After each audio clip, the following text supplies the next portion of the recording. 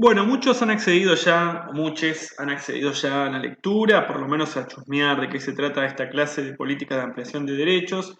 Vamos a hacer un recorrido muy breve, la lectura es de muy sencilla exigencia, digamos, ¿no? O sea, solamente se narran un poco algunas políticas que buscan ampliar el derecho a la educación, hacerlo más humanizante y desde la perspectiva de la justicia social también. Entonces, nosotros tenemos dentro de nuestro sistema educativo una ley que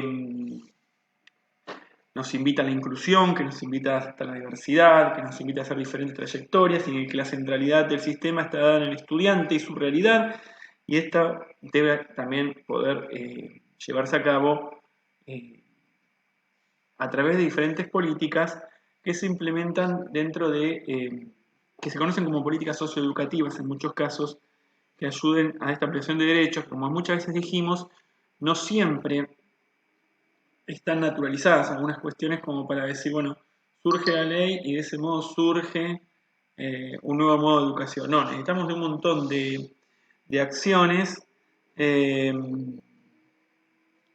que nos vayan abriendo a la nueva realidad que la educación nos ofrece, en este caso con la ley 26.206, para poder sentir que ya no necesitaríamos de estas políticas socioeducativas.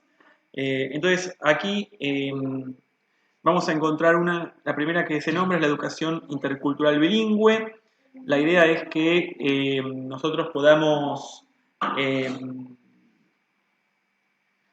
entender que la educación nacional lo que busca es integrar a todas las realidades y nuestros pueblos originarios están incluidos en la Constitución Nacional y reconocida su, su preexistencia desde la Constitución del 94, de la reforma constitucional.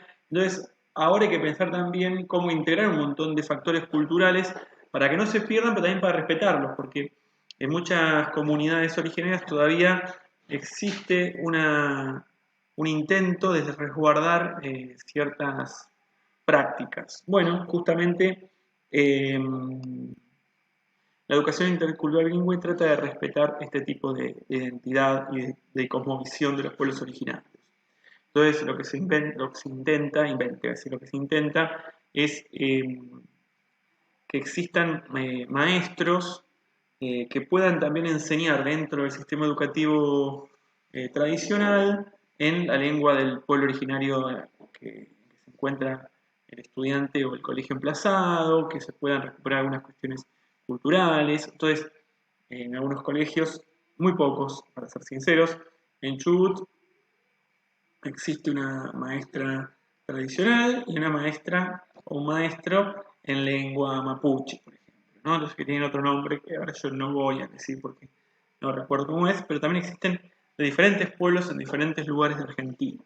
Entonces, bueno, interesante para leer esta propuesta. Luego sigue una más conocida, por lo menos más discutida, la educación sexual integral, que como veníamos hablando en alguna que otra clase, con ciertas dificultades para su implementación o con sus dificultades para terminar de implementarse como algo transversal, ¿no? De vuelta, si se remarca la necesidad de la ESI año tras año, quiere decir que van aconteciendo procesos que necesitan de docentes que favorezcan instancias de formación en educación sexual integral. Bien, en vincularidad, en cómo encontrarse con el otro, en respeto, en diversidad de géneros, etcétera, etcétera, etcétera. Y esto también tiene que ver con una transformación de los mismos docentes, ¿no? Que muchas veces han sido formados o hemos sido formados en otros momentos históricos con otros criterios y con otras leyes incluso de educación. Lo mismo con la educación intercultural bilingüe. Hablamos de perspectiva de género, bien, de vuelta, aquí el tema muy vinculado, a pesar que hay una ley de género, ¿no? Esto hay que tenerlo muy presente, la ley de género, aquí está la ley de identidad de género 26.743, donde se expresa claramente que el género es la percepción que uno tiene de sí mismo, ¿no? Eh, Uno puede nacer con un sexo, pero el género es una construcción personal y de percepción personal, por lo tanto, allí hay que estar muy atentos, y más hoy en nuestros colegios, en Rawson, ya es una realidad que se va presentando y que tenemos que hoy le dicen, bueno, voy a cambiar mis pronombres, ¿no? Estas cuestiones que uno se ríe porque a veces algunos se ríen, ¿no? No es que uno se ríe, pero a veces uno llama la atención y dice, no, tal artista cambió sus pronombres, ay, sí, qué loco. No, no, no.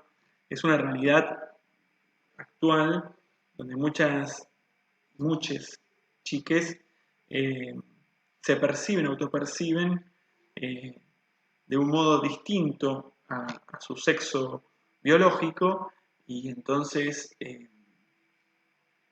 nosotros, los docentes, les docentes, tenemos que aprender a poder a aquel joven, aquella joven que se percibe de un determinado modo, poder nombrarlo eh, como quiere ser nombrado. Bien. Esto es muy fuerte porque eh, imagínense que en la adolescencia algunos chicos empiezan en un proceso transgénero y, y uno, bueno, cómo, ¿no? Cómo acompañar, apuntalar o respetar por lo menos esos procesos. Políticas de educación y memoria, bien, otra cosa muy importante, que muy centrada muchas veces en la dictadura del 76 al 82, 83 en Argentina, pero también una política de educación y memoria que tiene muchas cuestiones para trabajar y que no se queda solo ahí, y que también tiene una proyección a nivel latinoamericano, y que también no sé, trabaja sobre Malvinas, bueno, varios elementos para trabajar aquí en estas políticas que nos recuerdan que también hay un elemento educativo muy importante que trabajar en este punto. Y bueno, un cierre que intenta ser transversal a todas las políticas que venimos nombrando. Hay otras más, ahora vamos a nombrar algunas cuestiones más nosotros, pero en próximas clases. Pero algo interesante es esta idea, ¿no? Se nombra a Hobbes, también nosotros podríamos nombrar a Levinas y a Sartre. Pero bueno, vamos al planteo de Hobbes y Spinoza, ¿no? Como dos filósofos que tienen dos puntos de partida distintos para entender la aparición del otro en escena en mi vida, ¿no? Cuando llega el otro, Hobbes dice, bueno, ¿qué aparece el otro? Que lo primero que me da es miedo, y por ese miedo, entonces uno que hace, se ataja, y se ataja que se construye aquello que impida que el otro, de alguna manera, lo destruya, o bueno, para evitar el miedo, ¿no? Entonces el otro se convierte en un enemigo. Bueno, entonces muchas veces nosotros en las escuelas y en la educación tenemos como esta mirada de Hobbes, ¿no? Ese estudiante, ese otro que, que no entra en mis criterios pedagógicos, que no tiene no entra en mi estereotipo de estudiante correcto. Bueno, es un otro que da miedo, ¿no? Y entonces como da miedo, bueno, entonces lo estigmatizo, o creo que no tiene que estar acá, o ya lo determino al fracaso, ¿bien? O es raro, o es extraño. Al contrario, Spinoza plantea que, bueno, tal vez esa intuición primera del miedo no es, tal vez también la posibilidad de aparición del otro es decir, bueno, no sé si es miedo, tal vez es esperanza, tal vez el otro que viene me viene a ayudar a crecer, es mi gran amor, dice el texto, ¿no? Puede ser mi mejor amigo. Entonces, es otra la actitud. ¿Qué actitud tendríamos? ¿No? ¿La de Hobbes o la de esperanza que plantea Spinoza? Bueno, esta última nos da la posibilidad de que el otro estudiante, con todas esas características que no entendemos, que están muy lejos de nuestra constitución y nuestra representación social del mundo, nos puedan ayudar a, a desafiarnos, a crecer como profesionales, a encontrar otra forma de ver el mundo y a abrirnos a realidades a la que estamos en este momento encerrados y temerosos.